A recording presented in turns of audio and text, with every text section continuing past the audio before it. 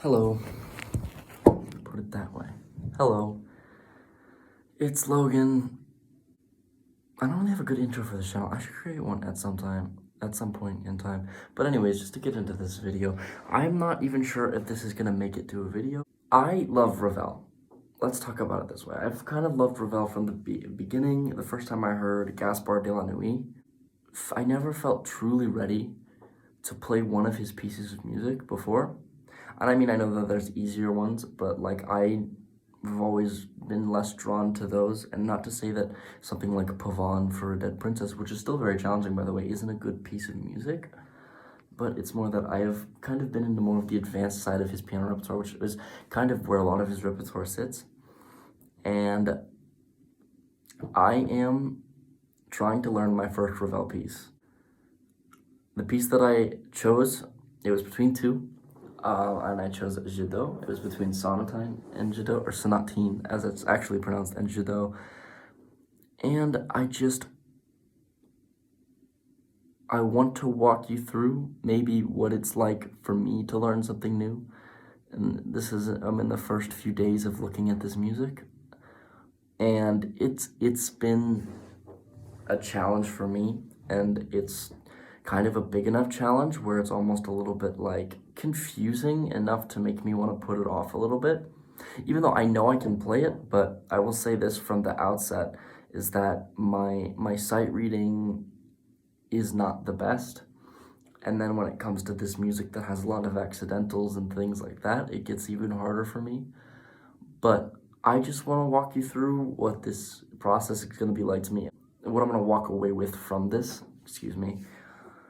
There's a lot of really interesting challenges to Ravel's music outside of just the pure technical difficulty, and I think the biggest one is making it sound natural, making it sound like it's not difficult, because it's supposed to flow really well, and a lot of the hand positions actually end up being pretty awkward and stretched over large positions. So I'm just gonna start filming, and then I'll edit together, and maybe I'll make this a series of some sort of me learning Jeux, and maybe I'll upload this soon. But I'm literally just recording this on my iPhone. Let me know what you guys think about this footage, or this concept in general with me and different pieces. But I want to maybe bring to you a longer series. Let me know what you guys think of this. Maybe I'll upload an episode, and if it's interesting to you guys, then I'll keep going. I'll keep going with the episodes. But I'm just gonna film this practice session straight up, and this is also for me to help me with my motivation. So sorry for a little bit of the lengthy intro. I'll try to cut it down a little bit after editing. But yeah, Jeux, Ravel, serious practice session number 1.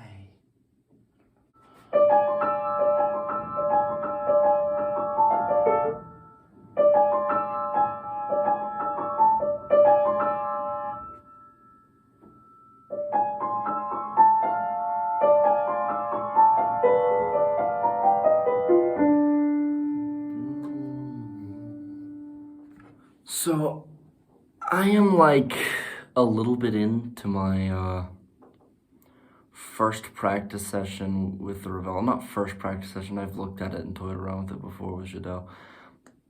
And some of the things I'm noticing is the awkward hand positions that you need to move through. Like, but at the same time, making a lot of headway because I'm just starting to get to the place. Like, it's almost like this piece is forcing my technique to be better than it is right now. Like, you can't do the movements that he wants you to do, especially if you have smaller hands like me, without having absolutely pristine technique. Like, I can't fake. I just try to fake it there and you see what happens. Like, I have to be smooth, and then you have to, it's just to sound effortless.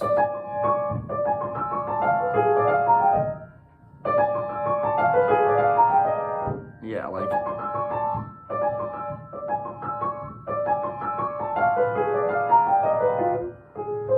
see if it still sounds a little bit uneven, and I'm sure it'll get better with time, but it's such an interesting, like, you find yourself wanting to keep practicing it. And I mean, I'm 4-ish hours into this. I haven't filmed all of it, but I filmed some of it, and I'll edit it down. I'm 4 hours into this, and it's doesn't feel like I've been here for 4 hours. It's because of like how beautiful the actual music is. It's almost distracting from the fact that you're doing work and you're practicing it. It's you lose yourself in like, wow, what a great, like, he just does this thing when he comes back to this after this passage here,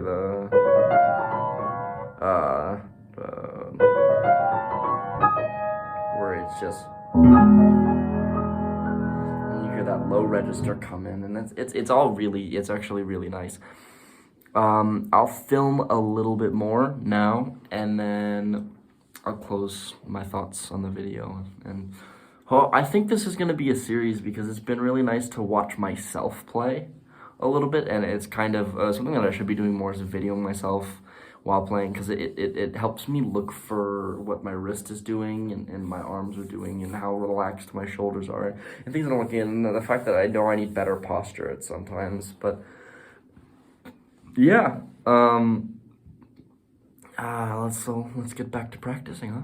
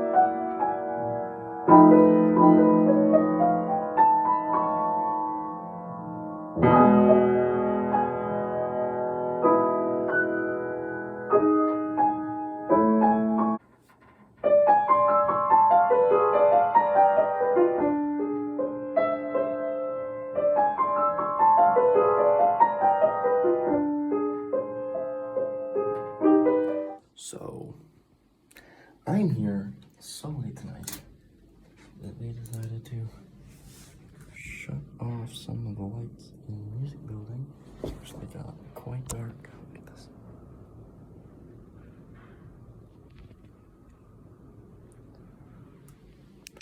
So, life of a music major, because you gotta practice when you can and practice as much as you can.